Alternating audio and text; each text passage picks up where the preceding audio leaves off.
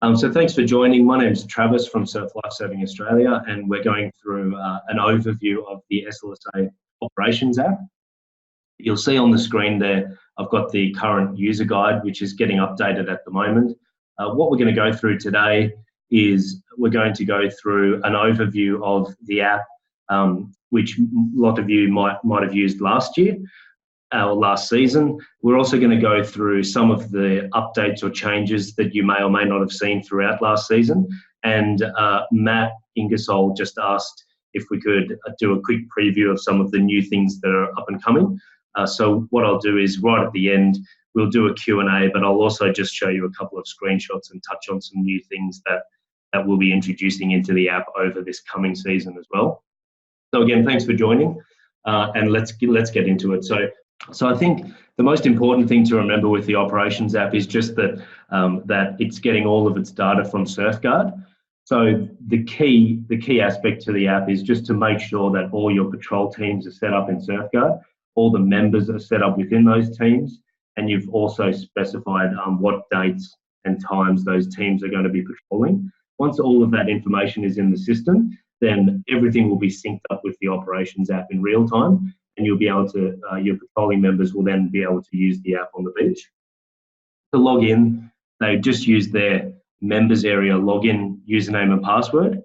They can download the operations app from the Google Play Store or the Apple iTunes Store, or you can also access a web version of the app by going to operations.sls.com.au. So let's get started. So I've set up a couple of test teams here. So what we're going to do is we're going to sign on these teams and go through the process as if we were on patrol. So I've got a team here for the afternoon patrol. I'm just going to click on their status and sign the club on. So we select the patrol strength, beach status, IRB status, ATV status, and one new thing that you may notice is that we've got UAV status here as well. So that's a new addition.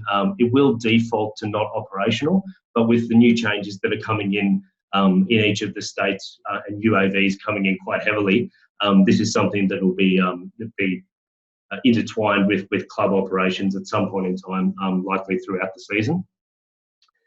We've got the number of patrolling members, which defaults to the number of people who you have on patrol in that patrol team. One of the new things as well is we're just asking you for your beach attendance at the sign-on period. So I'll just put that in there. And then you can specify your patrol location. And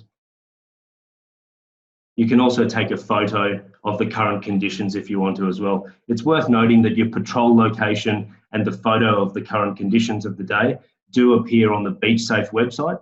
So when members, when the public are going to Beach Safe to view the information about your beach and real-time weather details and things like that, they will see the real-time information of where the patrol is currently located and also the conditions of the day. And we'll just sign on that patrol now. And that patrol is now signed on.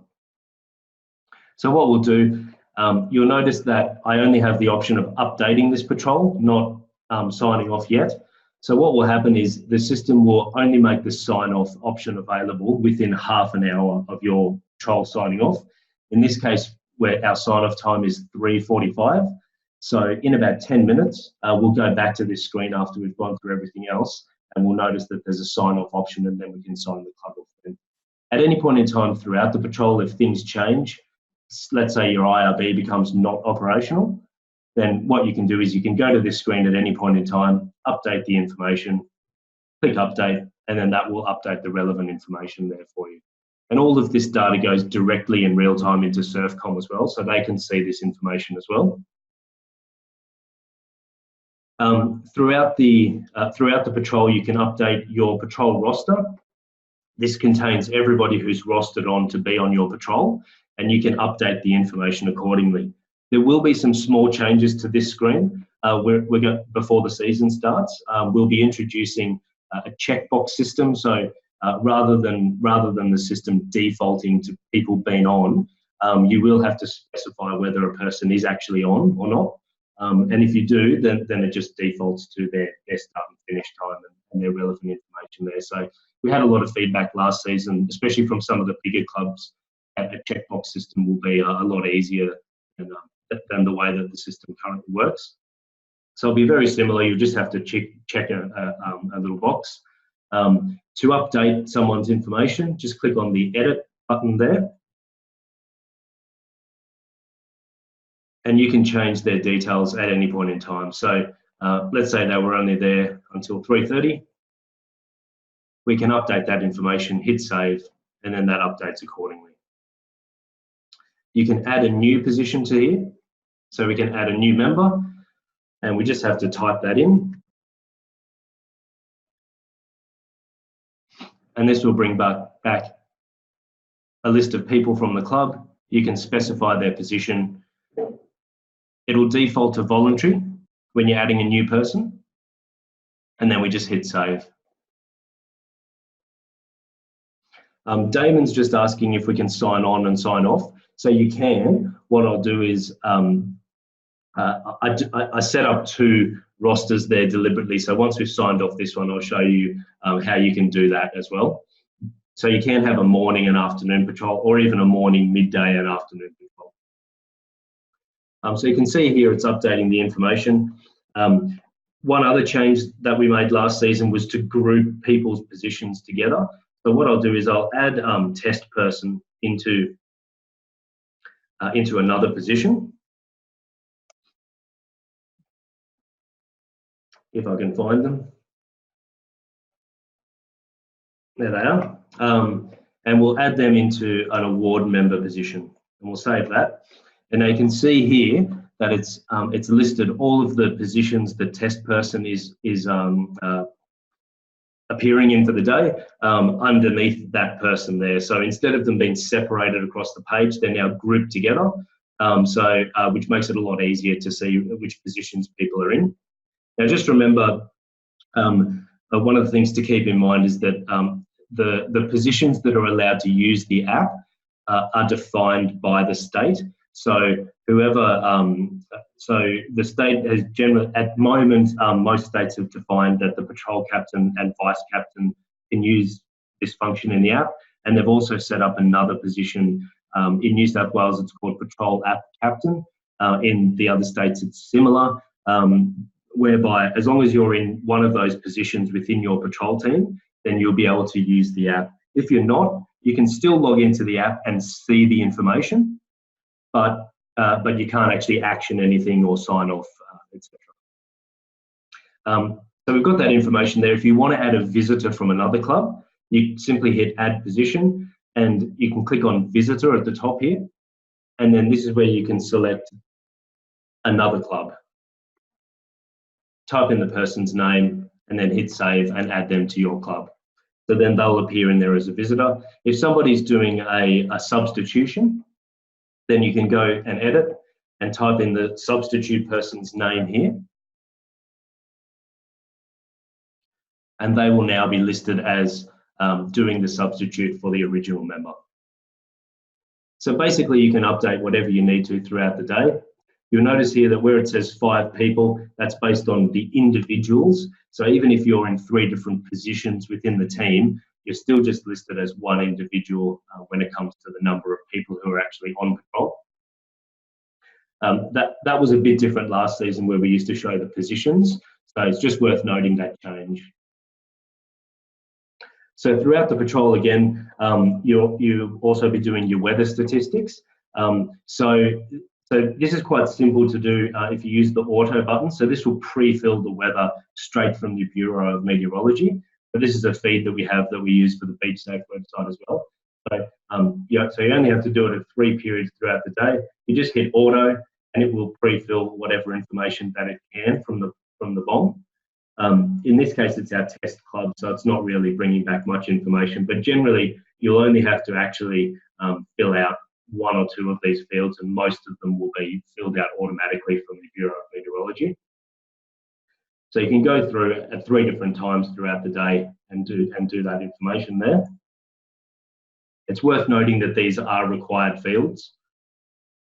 and you'll notice that the required fields show in red.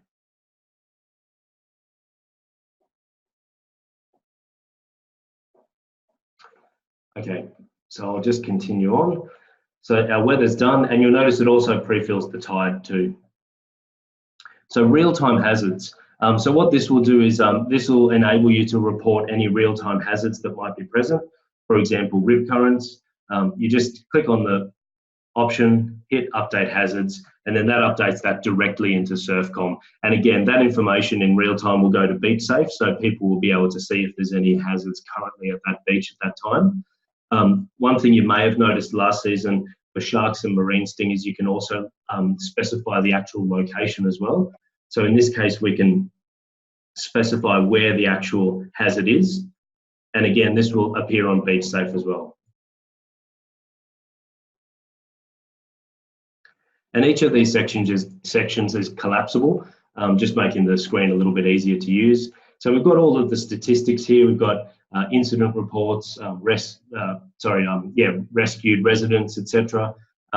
We've got beach closures as well. So this is directly related to the log that you would normally use.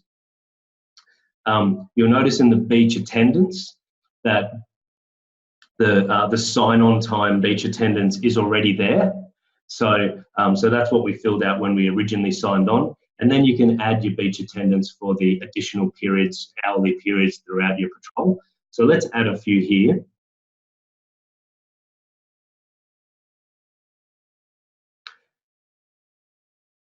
And depending on how big the numbers are, you can use the plus or the minus, or you can just directly type into these fields as well if that's easier.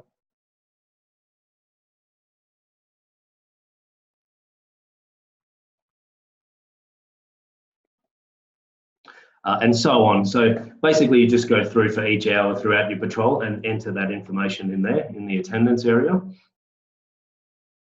Now rescues, we did add a mass rescues option last season, which you may or may not have seen. So to add a rescue, it's quite simple. You just hit add rescue. There's some basic details around time, gender, method, and condition, which we're asking you to fill in as mandatory.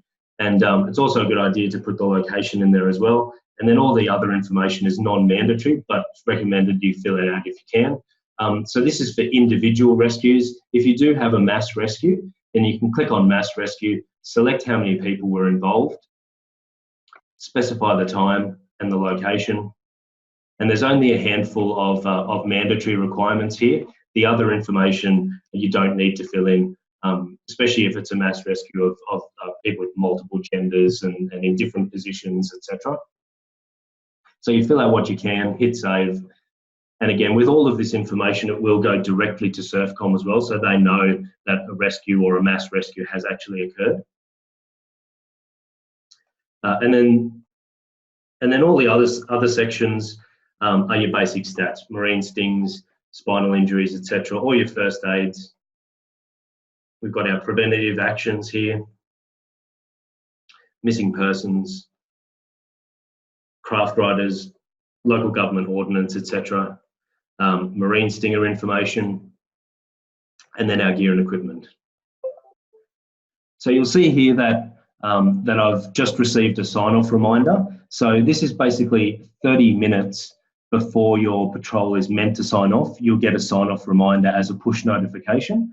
And this means that basically any time from now on, I'm able to sign off my patrol.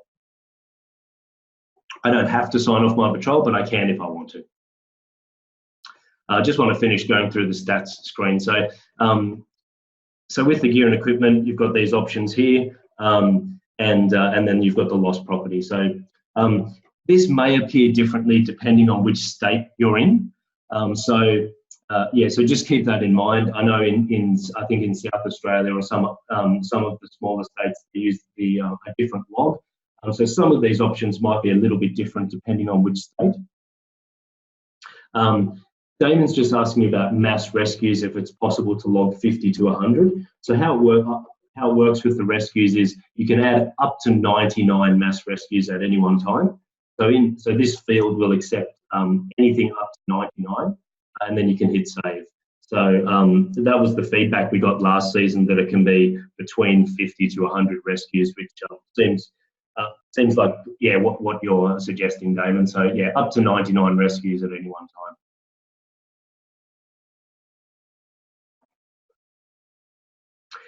So now you'll notice that now that we've filled out all of the information and it's within half an hour of signing off, we've got a situation where we can now sign off the club. So before I sign off the club, I just want to show you a couple of other things in the app that you may or may not have seen before, that we've done in the last few months. So the locations tab, this will just list anything that you've done on patrol within the app that is location based. So for example, this is the rescue that we put in before, and this is the location of our patrol, and this is also the location of the marine stinger hazard that we specified before. So again, all this information is sent to SurfCom for them to see in their map, and on BeachSafe, some of the information, not necessarily rescue information, but patrol information and hazards will also be visible. So one of the things I wanted to show you was around attendance. So what we've done is we've built into the app a real-time attendance graph as well that you guys can keep track of at a club level and a branch and state level. So you can see I've put in some attendance records here. And if we go back to the main menu, there's now a new menu item called Dashboard. So what this will allow you to do is actually have a look at your stats, and you can see here directly in real time what your beach attendance stats are for the current day. And this will include all stats throughout the whole day, no matter if you've got multiple patrols on. You can cross off certain bits if you want to, if you only want to see certain sections. So you can see this information for your own club and also for your branch and your state as well. And the branch and state stats consist of all the clubs within that branch or state. So for example, we're actually looking at the live data. So I can go to Western Australia now, and this is the attendance data today, right now, for all the lifeguards that are using the app at the moment.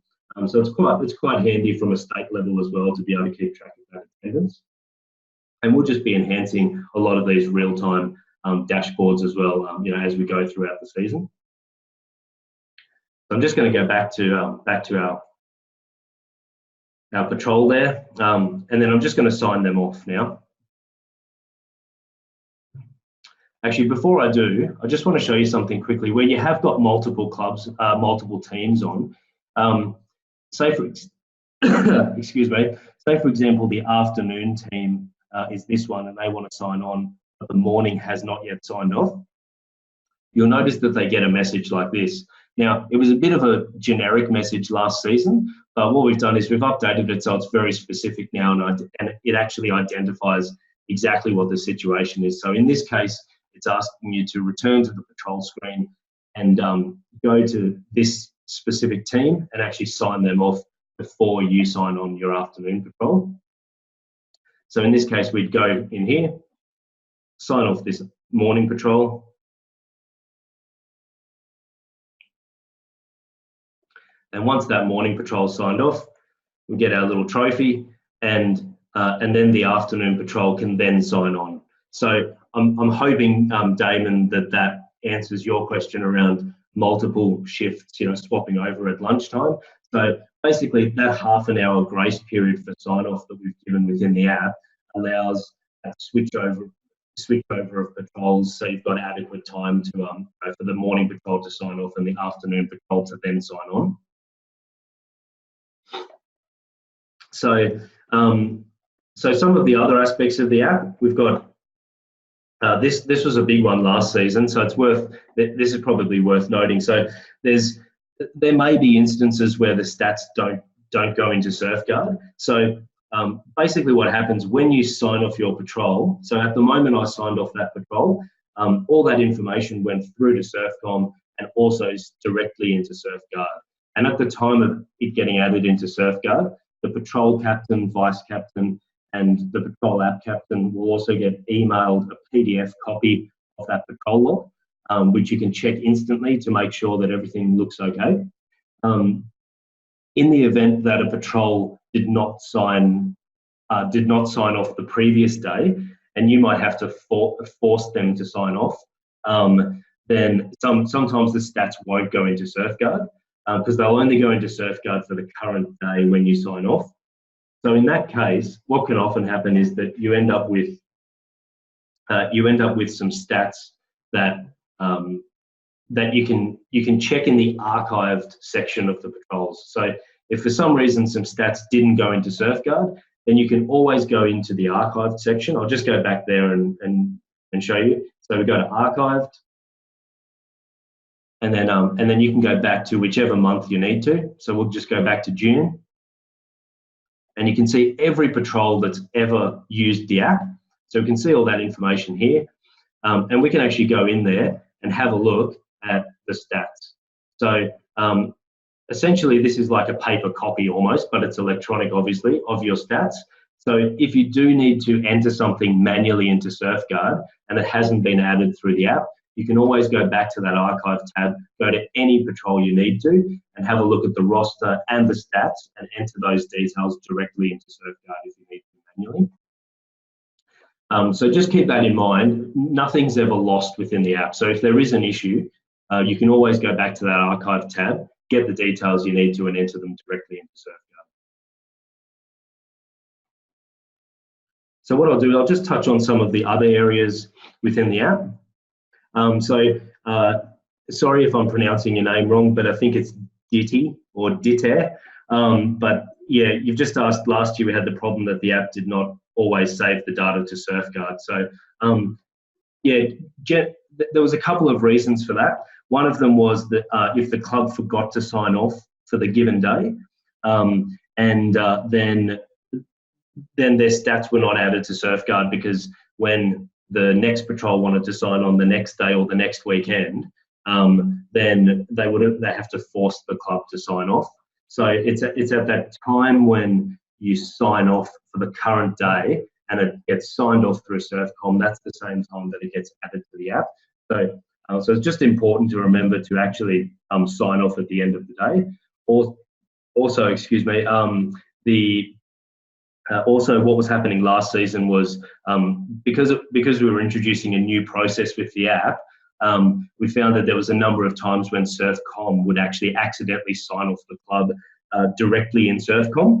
And when that happens, unfortunately, you can't sign off again within the app.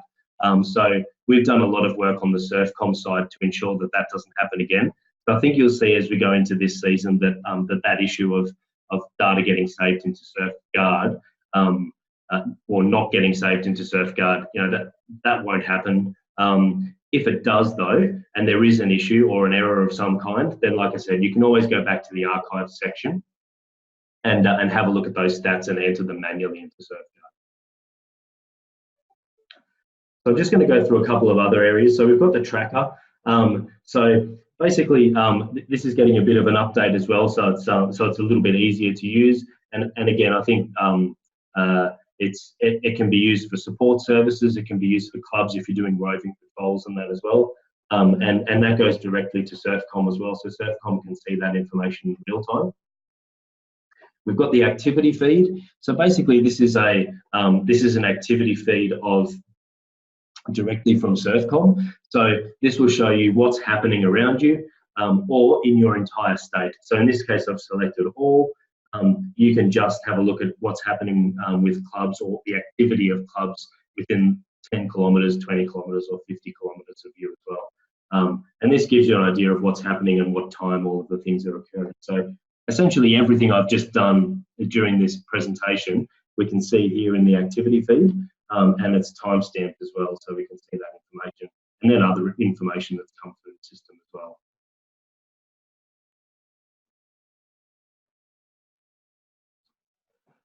So that pretty much wraps up the overview of the Operations app. There are a fair few things in the Q&A which we'll go through in a minute. What I just wanted to touch on was just a couple of other things. So this is our QA or playpen testing area. I just wanted to note that we can actually use the app for support services as well. So jet skis and jet rescue boats and duty officers and things like that can also use the app. We had a few use it last season, but just as a bit of a preview, I suppose, it's a very similar process. It's just that It looks a little bit different in that you can set your activity, your current status, whether you're en route or standby, current location, destination, etc., ETA.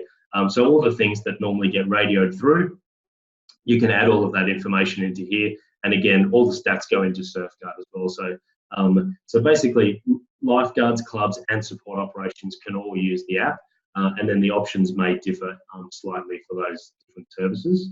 And everything will go back into SurfCom, including into the SurfCom app, to see where all those resources are. It's also worth noting, you'll see in our testing environment, there's been some changes to the menu, and you'll notice quite a few changes rolling over throughout the next few months. You'll see that we've got a new section called gear and issues as well, which you'll be able to log against certain types of gear and equipment, so that patrol captains and patrol team members can see if there is any ongoing issues with any of the gear that they use on a regular basis. One of the things that Matt Ingersoll asked was just to give you a quick preview of where things are heading. So please just remember these are just mock-up screens, but this just gives you an idea. Sorry guys, there we go. This just gives you an idea of where some of the things are heading with regards to the gear and equipment side of things.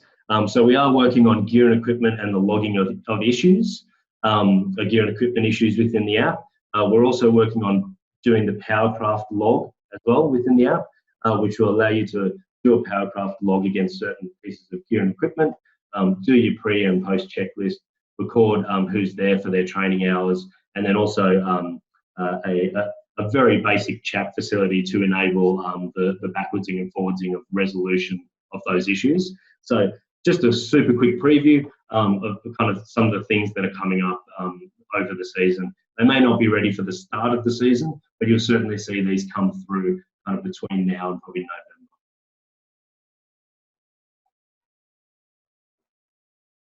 So what I might do is I might just work through the Q&A session now. We've got about 12 things that are sitting there. So I'll just work through each one as we go. So I've answered a few of these around the bulk rescues. Will different positions in the patrol have different access for the functionality in the app? So I suppose the answer to that is no. Basically, you either have full access to the app if you're a patrol captain, vice captain, or a patrol app captain position. Otherwise, you'll just have read only to be able to see the current status of your patrol, and that's about it really. But anyone can view the activity feed of what's happening around them, regardless of their position. And as we introduce new features like gear and equipment and Powercraft logs, you will notice that sometimes you may or may not have access to the different areas of the app. While we're talking about access, there is a section called Surf Risk Rating, which you may have noticed a little grey briefcase down in the bottom there. So that's going to be rolled out slowly over the course of the season, and that will enable patrols to actually do a risk assessment before and during and or after a patrol if they need to. So just keep your eye out for that one. Once some of these new functions start coming in, then you will find that there'll be different access depending on what position you are in the team, or if you're the gear and equipment officer in the club, etc. So John's asking, the app is multiple positions per person. Will SurfGuard be like this too? Yeah, so the answer is yes. So SurfGuard already works that way. There was a few issues with the multiple positions thing last season, which we've resolved now. So you should find that if members are in multiple positions and they're rostered on in those positions, or you've added that information into the app throughout your patrol, then that detail will get recorded in SurfGuard.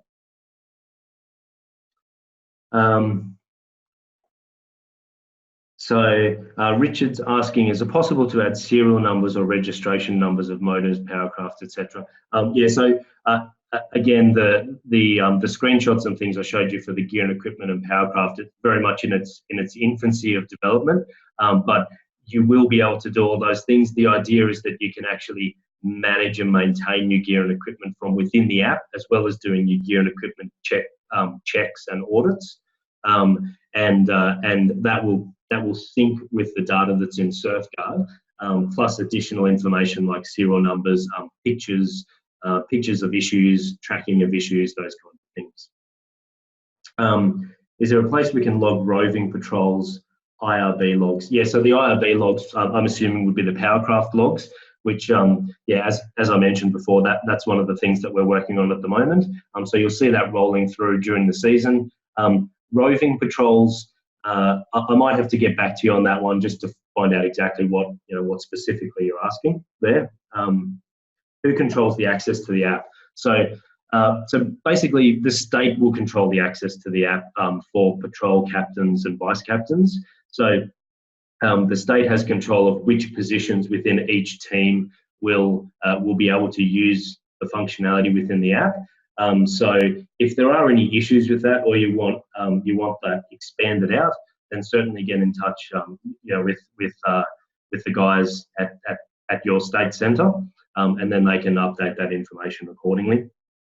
Will duty officers or patrol auditors have access within their branch? Yeah, the answer is yes. So basically, with the gear and equipment, new gear and equipment section, it'll likely be a branch representative or state representative who will have access to do the gear and equipment inspections, and then it will be a specific gear and equipment officer within each club who will have access to do the basic gear and equipment management within the app for their club.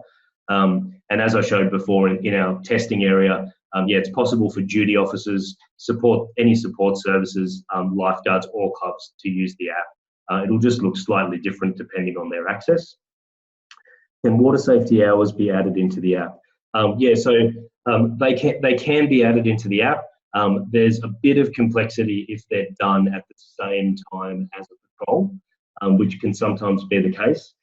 So that's something that we're just working through at the moment. If you do have an overlap where water safety hours are getting done at the same time as a patrol, what a lot of clubs did last season was actually just add those hours onto the active patrol that's on duty at the time. So if you've got patrol team 1 on duty from 9 till 1, you would, and you've got a few people doing water safety at the same time, then patrol team 1 would go into the app and they just add those people to their patrol roster and specify the hours as water safety against that patrol, and then the people will get their water safety hours recorded in SurfGuard. And then I've got another question. In regards to patrol members on roving doesn't have app, can the tracking be manually inputted as who did the roving and time?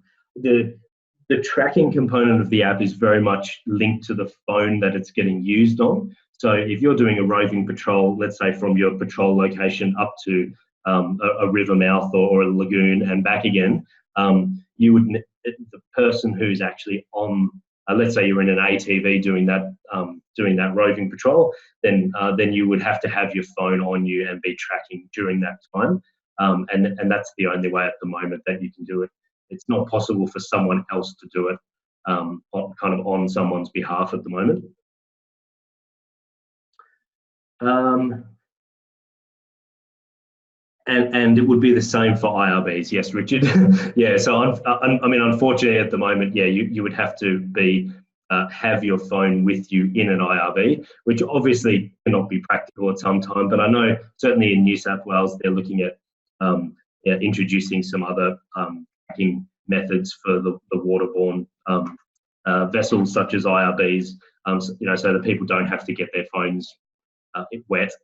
So yeah, that's something that we'll obviously be working quite closely with the states on. But for the time being, certainly the tracker component's really probably intended more for beach activities or for support services who might be tracking their locations to and from active incidents, etc.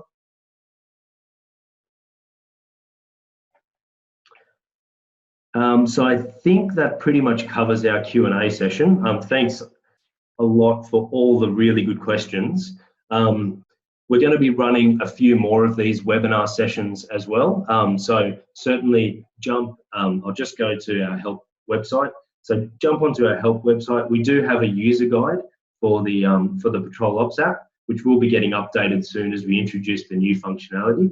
And if you scroll down, you'll see that there's a few more webinars, including a couple more for the operations app.